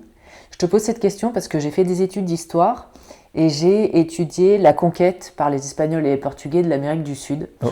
Et j'avais lu, mais t'inquiète pas, ça s'arrête là. Les Castillans. C'était avant la couronne d'Espagne, non? Certainement. Moi, je me rappelle plus que de l'Amérique du Sud, la culture locale. Et j'avais lu un texte qui expliquait que donc, les gens qui habitaient là-bas, avant d'être envahis par les Espagnols... Ah, tu vas raconter l'histoire des bateaux? Exactement. J'avais lu cette histoire et qu'ils avaient vu... En fait, c'était des bateaux, mais comme ils n'en avaient jamais vu, ils avaient vu des animaux. Et je me suis dit, tiens, c'est marrant, ils ne peuvent voir que ce qu'ils connaissent. Donc, la question que je te pose, c'est... L'histoire raconte aussi que à ce moment-là, le sage du village, lui, voyait les bateaux. Ah, bah j'ai pas eu l'histoire du sage dans l'histoire. J'ai vu cette histoire plusieurs fois. Ok. Et je ne sais pas si elle est réelle ou pas, je ne l'ai pas vérifié, mais j'ai trouvé que la métaphore de l'histoire était intéressante parce qu'effectivement, quand on est pris dans notre propre filtre perceptuel, eh bien, c'est pas facile de voir ce qu'il y a à l'extérieur de nous. Donc, si dans l'histoire il y a un sage, ça veut dire que oui, je l'ai lu plusieurs fois comme ça. Ça veut dire que c'est ok. Bah, je ne me rappelais pas de ça, oui. Mais ça veut dire que c'est possible, c'est juste pas facile. Bien sûr. Mais que c'est possible. Oui. Ok. Oui. Ce serait possible, mais effectivement pas facile. Oui. Donc, on va reparler de la fondation Martin Brofman. Oui. Donc, effectivement, dans ton parcours, tu as fait sa rencontre. Et donc, Martin Brofman, il s'est guéri d'un cancer en phase terminale. Oui. Est-ce que tu peux nous raconter son expérience par rapport à la maladie? Oui, alors il l'expliquera certainement mieux que moi dans ses livres, dans lesquels il décrit son processus. Et alors, Martin avait été diagnostiqué d'une tumeur au niveau des cervicales et en fait les médecins n'avaient pas vraiment de solution. Ils avaient ouvert, regardé ce qui se passait tu vois, au niveau de la moelle épinière et ils avaient vu que la tumeur était enroulée autour de la moelle épinière, donc il n'y avait pas de solution à ce moment-là. Donc ils avaient refermé ce qui se passait au niveau de la nuque, ils n'avaient même pas rattaché les muscles de la nuque, etc. À tel point qu'ils pouvaient à ce moment-là, il ne portait pas ses lunettes parce que rien que le poids de ses lunettes lui faisait tomber la tête. Tu vois. Et donc, il a eu, je la raccourcis, tu vois, mais il a eu, en sortant de l'hôpital, non, il n'y a pas de solution, et écoutez, voilà, tenez, suivez ce régime alimentaire. Et on fait tous du mieux qu'on peut avec les outils qu'on a, c'est pas du tout une critique envers la médecine, au contraire. J'adore travailler avec la médecine. Mais à ce moment-là, Martin s'est dit, mais pourquoi ça ferait du sens de me donner de suivre un régime alimentaire, alors qu'on vient de me dire que si j'éternue ou si je tousse trop fort, je meurs. Et donc, dans la seconde d'après, il se peut que je ne sois plus là. Et donc, il a commencé à fonctionner avec cette philosophie. Je vais, à partir de maintenant, faire ce que j'ai vraiment envie de faire, et je ne vais pas faire ce que je n'ai vraiment pas envie de faire. Et puis, on verra combien de temps je tiens. Et évidemment, cette philosophie l'a emmené, ou cette idée l'a emmené vers une autre idée, etc. Et au bout de 2 mois, il était toujours vivant, et les médecins ont conclu à une erreur de diagnostic de la tumeur qu'ils avaient vue enroulée autour de la moelle épinière. Le fait est qu'à l'époque, il n'a pas tout à fait compris tout ce qu'il avait ajusté dans sa vie. Il a fait beaucoup de changements, qu'il décrit dans ses bouquins. Et ensuite, il s'est intéressé au fait de quantifier tous ces changements. Et donc, il a créé une méthode qui est un peu un mélange entre la psychologie et les philosophies orientales, qui s'appelle la méthode corps-miroir, et dans lesquelles on démystifie la guérison, on démystifie... Alors la guérison, pour en donner une définition tout de suite, c'est, disons, un retour vers l'intégrité. Okay. Et donc on fait notre mieux avec la Fondation pour démystifier ceci. On fait notre mieux pour démystifier aussi la méditation, par exemple. Et on fait du mieux aussi pour démystifier le mot chakra. Qu'est-ce que tu entends par démystifier? Enlever le caractère mystique des choses. C'est-à-dire en parler simplement, tu vois. En parler simplement. Que c'est pas ésotérique, entre guillemets. Non. que ce sont des processus naturels. Oui, il semblerait. Mais nous aussi, on peut creuser ça comme hypothèse, au moins faisons-le et voyons où on arrive. Et parce que tu vois, quand on parle de méditation, de guérison, de chakra, tout de suite, ça envoie des signaux qui sont délicats. Tu vois, et donc, et c'est pour ça que j'adore travailler avec les collègues médecins, parce que ça nous donne des éléments de sémantique, et puis on trouve finalement des points de convergence, tu vois. Et ça, c'est un travail hyper intéressant. Dans le travail de Martin, ce qui est intéressant, c'est qu'il utilise les chakras comme une carte de la conscience humaine. Tu vois, on définit les chakras comme des pompes ou des valves, et ces chakras, en fait, ils n'ont pas vocation à être tout le temps ouverts, ni tout le temps fermés, mais plutôt à fonctionner comme des pompes ou des valves, et ils seraient en interaction avec deux voies principales, la voie nerveuse et la voie endocrinienne. Et ils sont sur quel plan? Parce qu'ils ne sont pas dans le corps physique. Et disons qu'ils sont moins denses que le corps physique, tu vois, mais ça ne veut pas dire qu'ils n'existent pas. Et dans cette carte, on utilise les chakras comme une grille de lecture, si tu veux. Une grille de lecture entre ce qui se passe dans la conscience de la personne et comment son corps y réagit. À ce moment-là, les chakras deviennent juste une interface de communication entre ce qui se passe dans la conscience de la personne et ce qui se passe dans le corps physique à travers deux voies, la voie nerveuse et la voie endocrinienne. Voilà. Et notre conscience, de ce point de vue-là, ça serait le processus décisionnel qui est à l'intérieur de nous et l'expérience d'être. Toutes les expériences qu'on peut réaliser avec notre être, ce serait ça, la définition de la conscience de ce point de vue-là. Et des expériences, on peut en faire un tas, en termes de sécurité, de confiance, de nourriture, de sexualité, de mental, d'idées, de croyances, de relations avec les proches, de communication, de spiritualité. Toutes ces expériences seraient reliées à une partie de notre conscience, d'accord, et à une partie de notre corps. Donc, la partie de notre conscience qui gère la confiance, eh bien, serait reliée à une partie de notre corps qui est en relation avec ce qui se passe dans notre conscience à propos de la confiance. Et ça, on peut le vérifier, on peut s'amuser à le vérifier avec des observations.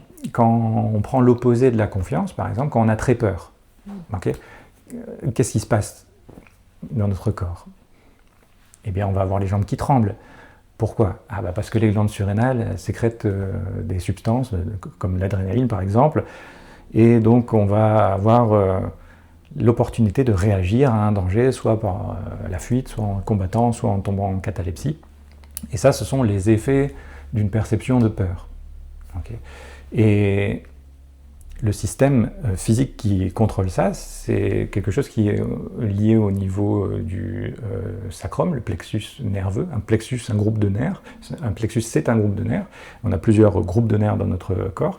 Et ces groupes de nerfs, ils contrôlent nos organes, et nos fonctions, etc. Et il semblerait que la peur, eh bien, elle est associée à ce qui se passe dans notre conscience, et en plus, au bas du corps. Et il se trouve qu'au niveau du périnée, on associe dans la méthode corps miroir le chakra rouge, qui est en bas du corps, au groupe de nerfs qui contrôle le bas du corps, le plexus sacré. Et ce plexus sacré, il contrôle les jambes, la vessie et le système éliminatoire. Et quand on a très peur, qu'est-ce qui se passe avec nos jambes qui tremblent, ou avec la vessie, ou même avec la dernière partie de l'intestin, tu vois. Donc par observation, comme ça, Martin a fait beaucoup d'observations, et il a créé cette grille de lecture qui est qu'on appelle corps miroir, et dans laquelle on utilise les chakras comme grille de lecture de ce qui pourrait se passer dans la conscience d'une personne. Et donc son hypothèse, c'était que toute tension, c'est le terme que tu emploies, toute tension dans la conscience va à un moment se répercuter sur le chakra qui correspond, et donc dans la partie du corps qui correspond. Oui. À nouveau, imagine un chakra comme une pompe ou une valve. C'est un effort d'imagination. Hein. Et imaginons qu'il y a cette peur qui arrive. Okay. Cette peur, elle va se refléter dans le chakra correspondant au pourquoi de la tension.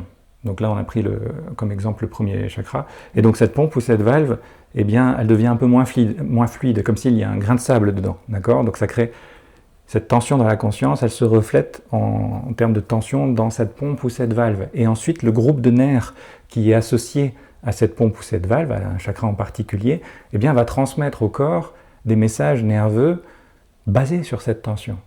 Et donc, les nerfs vont envoyer des messages nerveux aux organes, et les organes vont commencer à fonctionner sous tension. Mais ces tensions, elles sont, de ce point de vue-là, en amont, déjà visibles dans la conscience de la personne. Donc, le principe de base, ou l'hypothèse de base, c'est que tout commence dans notre conscience, et en fonction de ce qui se passe dans notre conscience, eh bien, on aura une configuration physique à l'image de ce qui se passe dans notre conscience. Et est-ce que du coup tu peux nous expliquer ce qu'avait comme problématique Martin Brofman et qui a fait que quand il a changé, cette tumeur qu'il avait au niveau du cou s'est résorbée? Pour avoir un exemple. Oui, alors à nouveau il l'expliquera mieux que moi, mais la tumeur elle était au niveau des cervicales, tu vois.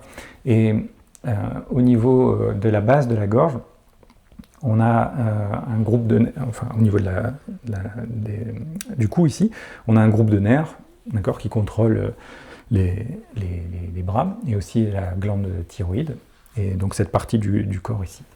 Et pour nous, il y a donc un centre énergétique, disons un chakra à cet endroit-là, une pompe ou une valve ici, qui réagit à une partie particulière de notre conscience. La partie de la conscience qu'on associe à ce chakra-là, c'est le fait d'exprimer ce qui est vrai pour nous et de recevoir d'une manière inconditionnelle. D'atteindre nos buts aussi, parce que atteindre nos buts, c'est une manière d'exprimer, de nous exprimer. Et à l'époque, si on suit cette grille de lecture, manifestement, eh bien, cette tumeur arrive parce que je n'exprime pas qui je suis, en fait. Tu vois, j'exprime pas qui je suis à un niveau et à un degré d'intensité tellement désagréable que le symptôme peut menacer ma vie. Donc ça sous-entend un degré de malheur assez élevé. D'accord ? C'est pas parce qu'on a une tension dans la... Tu vois, il ne faut pas partir dans un truc de flip où ah là là, j'ai une tension dans la conscience tout de suite. Non. Là, il y avait un degré de malheur élevé, un seuil qui avait été franchi, dans lequel il n'y avait pas vraiment d'intérêt à vivre la vie telle qu'elle était parce que ça ne faisait pas vraiment de sens. Et donc, qu'est-ce qu'il a fait quand tu dis qu'il a commencé à faire ce qu'il voulait? Qu'est-ce qu'il voulait? Juste par curiosité. Tu vois, il a changé beaucoup de choses dans sa vie personnelle. Il travaillait à Wall Street, il était hacker pour Wall Street en fait. Et donc ça faisait plus de sens de faire ça, donc il a arrêté ça. Et puis il y a pas mal de choses dans sa vie personnelle aussi qui ont changé, beaucoup de mouvements. Et en fait, tu vois, les tensions, juste pour redéfinir ce mot, parce que ça peut paraître très... tension, on ne sait pas ce que c'est. En fait, quand on ne se sent pas heureux par rapport à quelque chose, ça, c'est une tension. Et donc l'idée, c'est, avec cette grille de lecture des chakras, d'identifier les endroits de notre conscience, peut-être dans lesquels nous ne sommes plus conscients, mais où il y a un degré de malheur, en fait, où on n'est pas heureux. Parfois, on peut être heureux dans notre travail, mais pas heureux en relation. Tu vois, et donc si on me pose la question au boulot, ça va le boulot? Ah ouais, super, c'est génial, etc. Et puis à la maison, tu vois, et donc je vais prendre un exemple par chakra, par exemple, tu vois. Le premier chakra, c'est la sécurité et la confiance, on va dire. Je fais des gros raccourcis, d'accord. Mais sécurité, confiance, dans notre société, c'est travail, foyer, argent. Avec ça, eh bien, on peut se sentir en sécurité, avoir un toit, de la nourriture, etc. Donc, si on a des difficultés dans travail, sécurité, confiance et la relation à la maman est associée à ce chakra, eh bien il se peut qu'on ait des tensions dans ce chakra-là, et donc ça va affecter les organes, etc., qui y sont liés.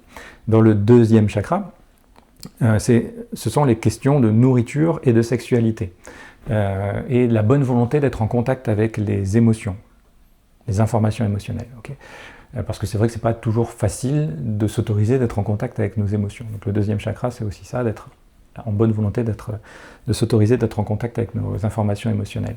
Donc si si on est malheureux par rapport à une ou plusieurs de ces zones, nourriture, sexualité, eh bien, il se peut aussi, tu vois, qu'il y ait quelque chose à faire, à réajuster.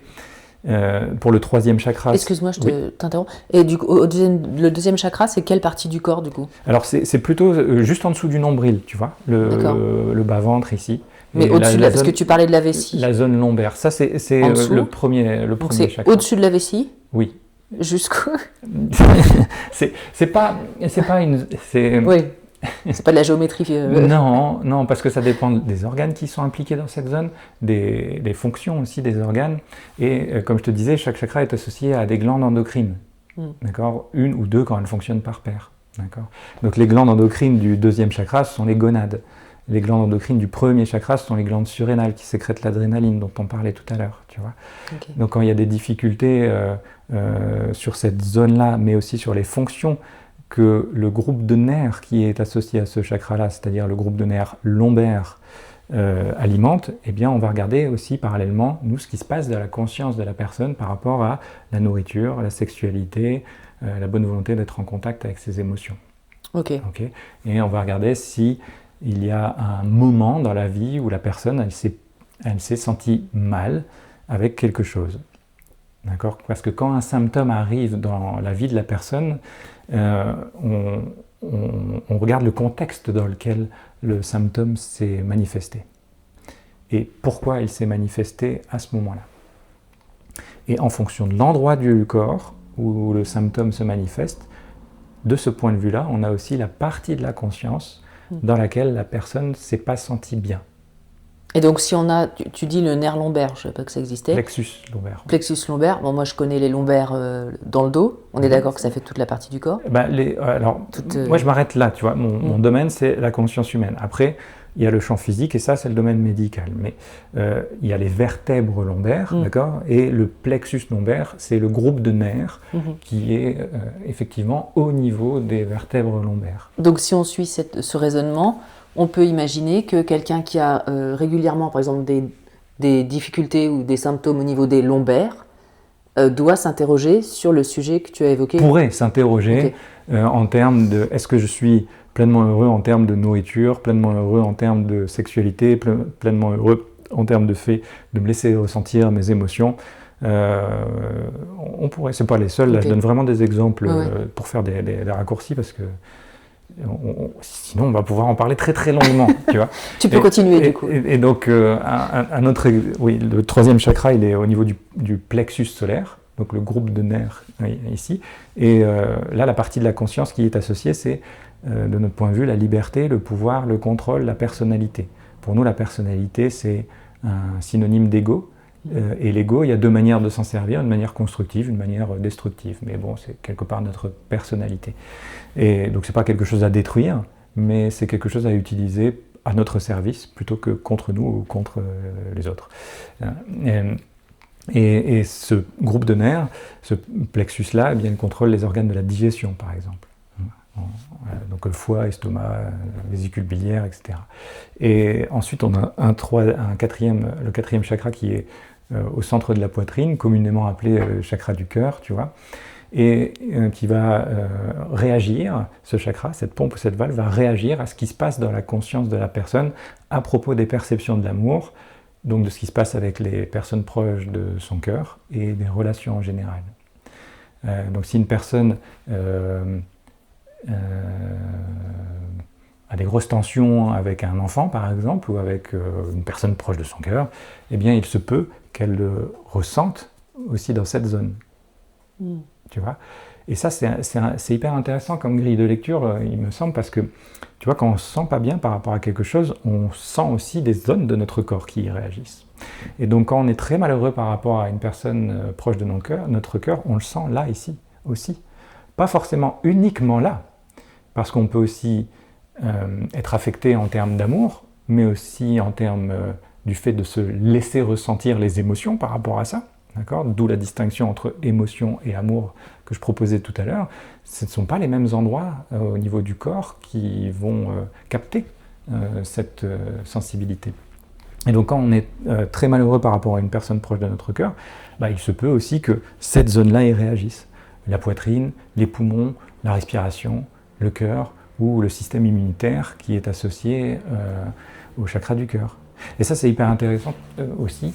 Je ne sais pas à quel point ça fait du sens, mais personnellement, je trouve ça intéressant, c'est que les enfants, ils ont un gros thymus. Le thymus, c'est la glande endocrine qui est ici au centre de la poitrine et qui est un peu le quartier général du système immunitaire, tu vois. Et puis en grandissant, le thymus a tendance à diminuer.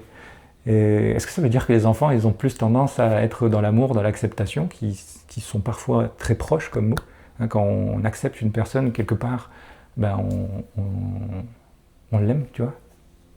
On peut aller jusque-là. Et puis le but, c'est peut-être pas d'aimer une seule personne, mais de faire de notre mieux pour aimer les humains. C'est pas facile, parce qu'on se met un peu des bâtons dans les roues nous-mêmes.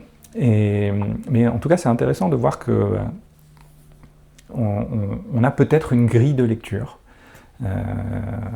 qui est cohérente. Tu peux nous donner les derniers ? Ensuite, au niveau de la gorge, j'en ai déjà parlé avec Martin tout à l'heure, le fait d'exprimer ce qui est vrai pour nous, le fait de recevoir, c'est la zone du chakra de la gorge, disons, et la notion d'abondance aussi est liée à ce chakra-là. L'abondance, pas par rapport à j'ai ça sur mon compte en banque, tu vois, il ne faut pas confondre abondance et besoin. Les besoins, c'est les besoins de base, c'est plutôt lié en termes de sécurité et de confiance, donc au premier chakra, et puis ici on est plutôt dans l'abondance, dans le fait de réaliser nos désirs, nos buts à atteindre, voilà.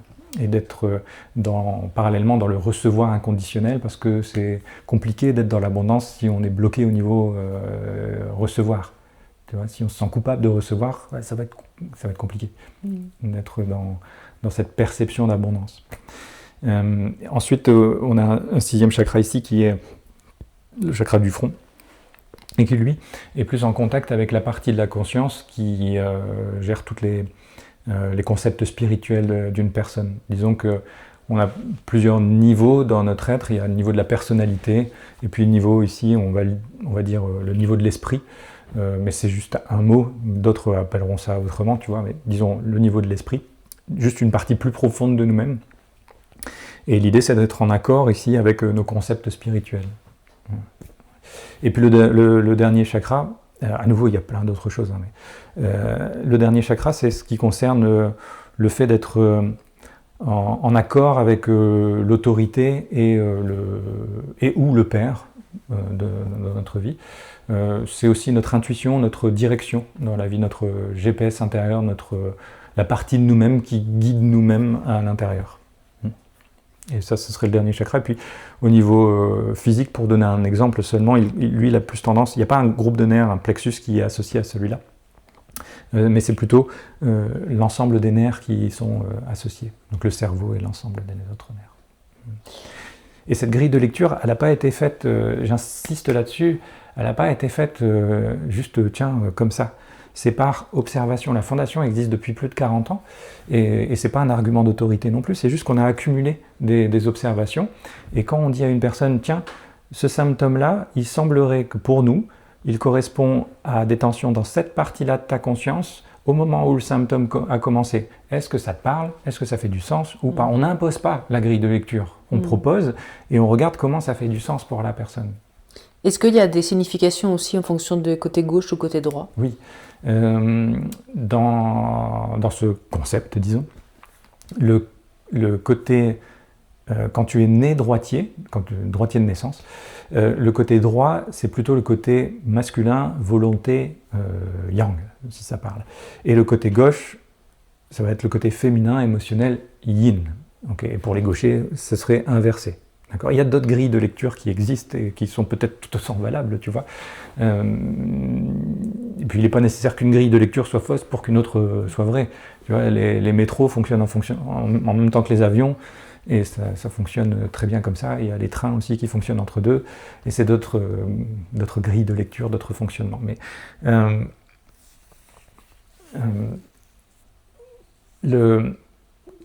pour prendre un exemple côté droit, côté gauche, imaginons qu'une personne a un droitier ou une droitière a une tension au niveau de la poitrine du côté droit, eh bien on peut se demander si la personne proche du cœur avec lequel elle est en tension est un homme, par exemple. Ok. Tu vois ? Et ça demande de la communication avec les personnes. Parce que c'est pas de trouver absolument un truc qui colle à cette grille. Non, c'est de proposer une lecture et de voir à quel point ça fait du sens pour la personne qui est parfois un peu perdue. On ne sait pas parfois par où commencer quand on a un symptôme. Et donc là, on propose, tiens, si le symptôme est dans cette zone-là de ton corps, peut-être parallèlement, regarde dans cette partie de la conscience. Et fais un travail avec qui tu veux, tu vois, reste en contact avec la médecine, s'il te plaît, et parallèlement avec ça, eh bien, fais peut-être un travail sur la sécurité de la confiance, ou la paix avec la relation et les personnes proches de ton cœur, etc. D'accord ? Mais l'idée, c'est de faire face à ces tensions plutôt que de ne pas en avoir conscience. Parfois, j'ai ce genre de personnes, j'ai accompagné beaucoup de gens, et j'ai été intégré aussi dans des parcours médicaux, tu vois, dans des cliniques pour des méditations avec des parcours de personnes qui étaient des parcours type cancéreux, etc. Tu vois.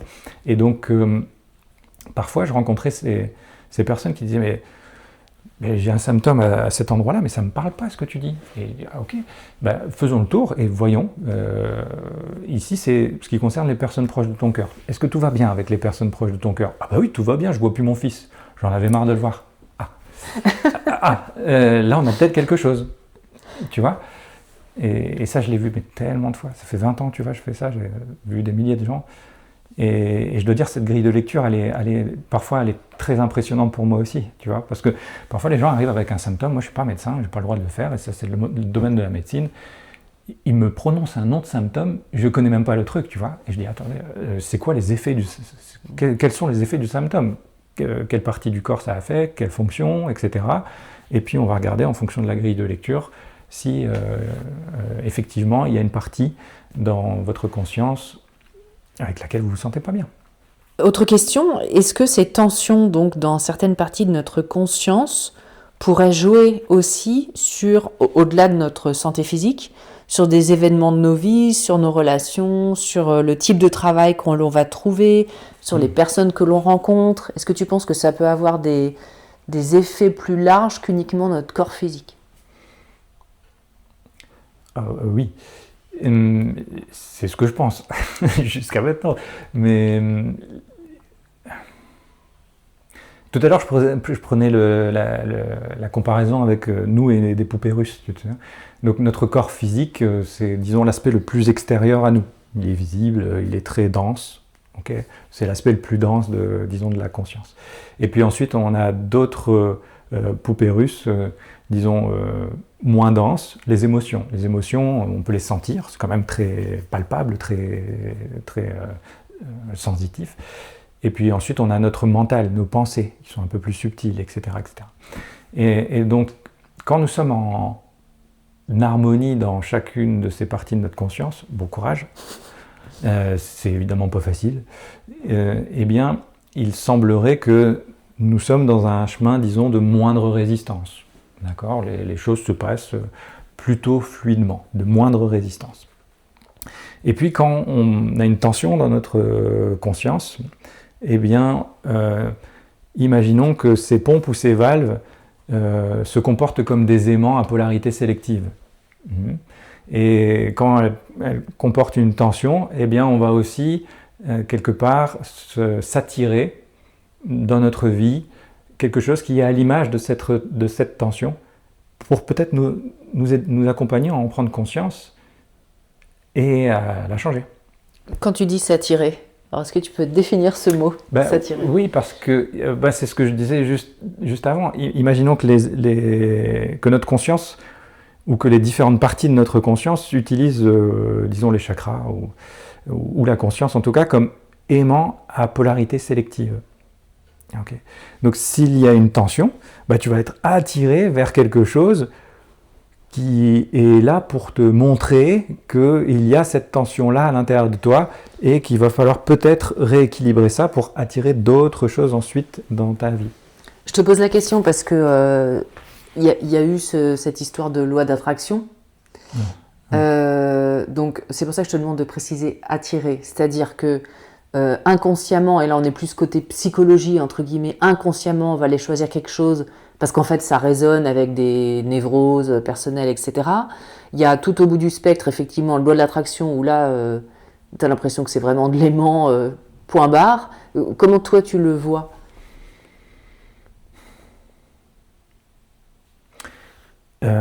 Imaginons que notre but c'est un retour vers l'intégrité. D'accord? Que quelque part notre conscience elle est à notre service pour qu'on se remette continuellement en équilibre.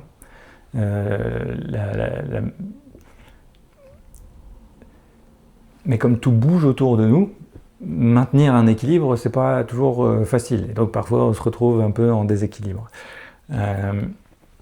Si un des buts, s'il y a un but, c'est de traverser une expérience de vie le plus confortablement possible, donc le plus en harmonie possible, c'est-à-dire en étant le plus heureux possible dans toutes les couches de la conscience. À nouveau, bon courage.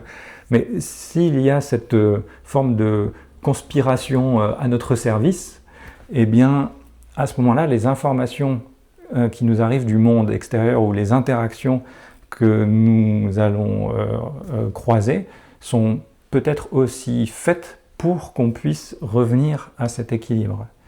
Et là, il faut avoir beaucoup de nuances parce que, tu vois, c'est un discours qui peut être très difficile à recevoir quand une personne est profondément dans un degré de désagrément physique, tu vois.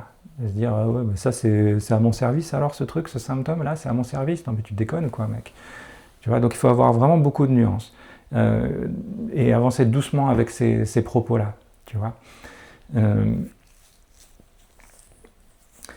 Martin disait que les symptômes, c'était comme des métaphores de ce que nous nous faisons nous-mêmes à l'intérieur. Et là, il faut qu'on aborde quelque chose parce que souvent, il y a une forme de culpabilité qui va avec ça. « Oh punaise, j'ai attiré ça dans ma vie. » Donc, reprenons l'idée de base qu'on creuse, tout commence dans ta conscience. Si tout commence dans notre conscience, tout, ça veut dire tout. Prenons ça comme une hypothèse qu'on creuse, tu vois, comme un jeu. Et puis, voyons où ça peut emmener. Si tout commence dans notre conscience, ça veut dire que quelque part, eh ben, on devrait accepter la responsabilité de tout. Et là, les orteils de les godasses font souvent ça, où les dents commencent à grincer parce qu'il faut définir le mot responsabilité, ou en tout cas l'encadrer. Souvent, quand on dit responsable, eh bien, on entend coupable. Ah, je suis responsable, c'est de ma faute. Là, on va distinguer les choses. Il y a la responsabilité, et puis il y a les émotions qui accompagnent la responsabilité. Mais c'est deux choses. On peut être peur d'être responsable, on peut être en colère ou coupable, c'est-à-dire de la colère contre nous-mêmes, ça c'est de la culpabilité, de se sentir responsable, on peut être triste d'être responsable ou on peut être joyeux d'être responsable. Il y a différentes émotions associées à la responsabilité. D'accord ? Mais ça c'est une chose. Mais quand on enlève ces émotions et qu'on prend la responsabilité, quel est l'avantage finalement de prendre la responsabilité pour ce qui nous arrive ? Tu vois ? Eh bien, l'avantage, c'est que si on est responsable de quelque chose, on va peut-être pouvoir ajuster cette chose. Et à ce moment-là, la responsabilité ne devient plus un fardeau, mais à l'inverse, elle devient au contraire génératrice de changement, parce que si c'est moi qui l'ai manifesté, alors peut-être je peux aussi faire quelque chose d'autre. Et le prendre et faire peut-être un travail ou avancer sur cette idée pour adoucir cette responsabilité. Tu vois, quand il y a des symptômes extrêmes, évidemment, il faut adoucir cette responsabilité et puis l'accompagner. Mais est-ce que ça pourrait rendre service aux personnes de se sentir comme acteur de quelque chose et pas balloter tu vois, d'un service à un autre, mais d'avoir aussi cette impression, et peut-être même pas seulement une impression, et si c'est une impression placebo, et que l'effet de cette impression placebo est positif pour la santé de la personne, bah, utilisons-le, non ? Et donc, ce fait de prendre la responsabilité, d'accepter de prendre la responsabilité, bah, la personne, elle se sent au siège du conducteur un peu plus. Et alors, est-ce que ça a de la valeur ou pas ? C'est pas à moi de le dire, mais ça serait intéressant d'encadrer ces choses-là et d'avancer sur ce point. Tu vois ? Et bien sûr, parallèlement, faites les traitements médicaux, etc. C'est les experts du monde physique. Mais à côté de ça, peut-être avoir une communication un peu moins étanche entre le monde complémentaire, dans évidemment lequel il y a des dérives et il faut recadrer, et c'est tout à fait naturel. Mais ce qui est peut-être un peu délicat, c'est qu'on va peut-être finir par griller des sujets s'ils sont maladroitement abordés. Abonnez-vous à la chaîne YouTube. Et ça serait trop dommage, tu vois, de griller des sujets comme cela. Peut-être il faut les griller, je sais rien, c'est pas à moi de le dire, mais griller des sujets comme les sorties de corps, les rêves lucides, ou alors l'impact des décisions d'une personne face à un événement, l'impact de la responsabilité, l'impact du fait d'accepter ce qui se passe dans notre vie, l'impact d'une grille de lecture, ce serait peut-être dommage de ne pas aller creuser plus profondément. Pour juste redévelopper sur la question initiale, si on sort du champ de la maladie, des symptômes physiques, etc., et on prend une situation très banale, par exemple de l'amour, où une personne va toujours tomber sur le même type, on va prendre un truc très classique, une femme qui tombe toujours sur des hommes maltraitants ou malveillants, etc., et qui à un moment va se dire, à juste titre, mais c'est pas possible, pourquoi c'est toujours le même type, et ça existe, hein, bien sûr. Est-ce qu'on pourrait se dire, avec ce que tu as expliqué avant, que peut-être sa bulle perceptuelle ou son filtre perceptuel fait qu'elle ne voit, entre guillemets, que ceux qui la maltraitent, parce que c'est en résonance avec son propre manque de, j'en sais rien, de confiance en elle ou d'estime d'elle-même. Il peut y avoir un tas de raisons, oui. Ouais. Il peut y avoir des croyances par rapport à l'homme. Tu vois, les hommes sont comme ça. Et parce que j'ai une expérience passée qui est difficile, et il ne faut surtout pas retirer ça non plus, tu vois. Hein, le degré de malheur des gens dans des expériences comme ça, il faut vraiment le prendre avec beaucoup de compassion. Et donc oui, il y a peut-être une coloration particulière du filtre perceptuel, ou peut-être une orientation des aimants à polarité sélective qui fait que il y a des choses qui vont se coller assez naturellement à la personne qui est dans la configuration type. Donc pour toi, il n'y aurait pas vraiment de hasard de la vie? Quand tu croises des gens dans la rue, par exemple, tu vois, j'en sais rien. Est-ce qu'il y a quand même cette dimension un peu hasard? Pour moi, non. Pour moi, non. Peut-être que je me plante, mais tu vois, à nouveau, dans ces expériences très intenses, et je ne veux pas non plus que ces expériences intenses soient un argument d'autorité, mais je le dis comme je l'ai vécu, j'avais l'impression que l'univers, c'était une symphonie parfaite, et que tout était en place. La difficulté, c'est, mais quand on regarde sur la planète, comment tu peux dire que c'est parfait, tu vois?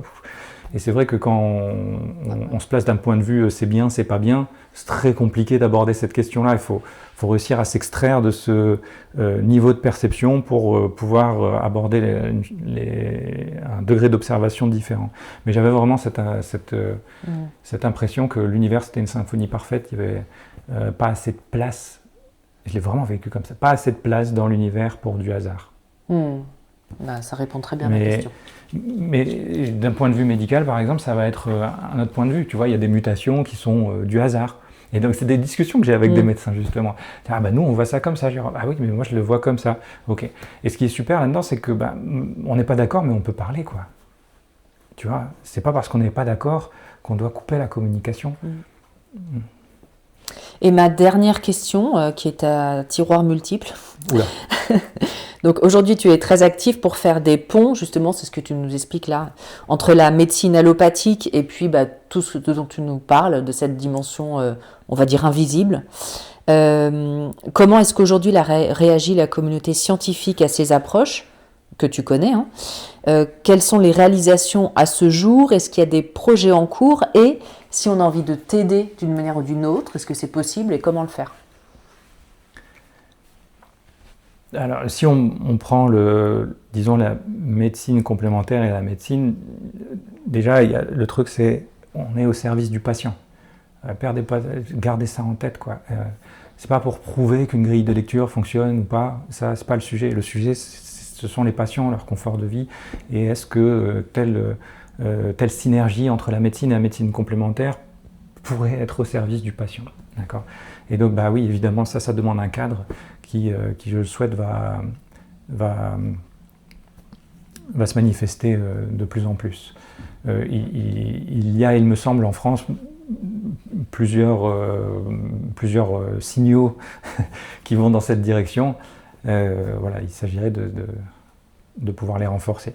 J'ai créé une association qui s'appelle Conscience et Vie, où justement, un des objets de cette association, c'est de faire communiquer la médecine avec, disons, le monde complémentaire, et toujours au service du patient. Et peut-être même de réussir à mener des études, et je suis sûr qu'il y a des études qui sont en cours pour aller estimer le fait d'une médecine d'une médecine complémentaire qui serait fonctionnelle et qu'on pourrait utiliser d'une manière bien spécifiquement pour le patient. Je suis sûr qu'il y a des études là-dedans. Voilà. Mais renforcer cet aspect-là, ça serait vraiment génial, quoi. Et j'adorerais aussi qu'il y ait plus d'études sur les sorties de corps. Voilà. Avec un petit détecteur de mensonges, peut-être, ça serait sympa. Ce serait pas mal. Et puis, parce qu'à mon avis, il y a des impacts sociétals qui sont majeurs là-dedans. Voilà. Et donc, quand la médecine parle avec le monde complémentaire, ouais, gardez cette idée en tête. Je deviens vieux, je me répète, mais on est au service des patients quand ça se passe là. C'est pas pour prouver un truc ou pour dire moi j'ai fait ceci ou moi j'ai fait cela. Bon, c'est très bien aussi si des gens réagissent à ça, c'est ok, mais derrière ça, ou devant ça, c'est le patient qui mène la danse, quoi. Tu vois. Qu'est-ce qu'on pourrait faire d'autre pour aider les patients? Je ne sais pas, il faudrait leur poser la question. Mais pour t'aider toi dans tes projets, parce que tu es très actif là-dessus. Je fais de mon mieux pour être actif. C'est vrai que l'agenda, il est quand même assez costaud. Et puis je ne fais pas que cette activité-là associative. C'est vrai que j'ai beaucoup donné de temps aux associations et tout ça, mais qu'est-ce qu'on pourrait faire? Imaginons, vous êtes dans le monde médical et vous vous intéressez au monde complémentaire. Et puis vous allez tester des choses. Et vous vous apercevez qu'en testant ces choses, il y a des choses qui se passent en vous aussi, et voilà. Et bien l'idée, ça serait peut-être d'aborder les choses après avoir répété les expériences, pour éviter le fait de s'exprimer avec la maladresse d'un nouveau-né sur des nouveaux sujets que vous venez de découvrir. Et alors, tiens, c'est la première fois que je fais une sortie de corps, donc les sorties de corps, c'est comme ça. Non, attends, parce que moi, après 40 ans d'expérience, je ne sais pas. Tu vois, ça fait 20 ans que j'utilise une grille de lecture et je continue de la creuser. Donc voilà, juste être très vigilant par rapport à la communication et surtout quand ça touche la santé, quoi. Voilà. Et puis parler en termes de point de vue, j'aime bien. Enfin, moi, c'est vraiment ce que je vis, tu vois. On peut dire des fois, parce que là, il parle en termes de point de vue, mais en fait, derrière, c'est pour passer des idées. Non, vraiment, je vis les trucs comme ça. Je ne pense pas de la même manière qu'il y a 20 ans, ni même 10 ans, et j'ai des points de vue, et beaucoup, et fort heureusement pour moi, qui ont évolué sur un tas de sujets. Un tas de sujets. Et les sorties de corps, et les rêves lucides, et la guérison, entre guillemets, en font partie. Tu vois. Donc, peut-être avoir une souplesse bien encadrée, ça pourrait être utile à ce moment-là. Ouais. Et est-ce que tu as un mot de la fin après 2 heures d'entretien? Oh punaise.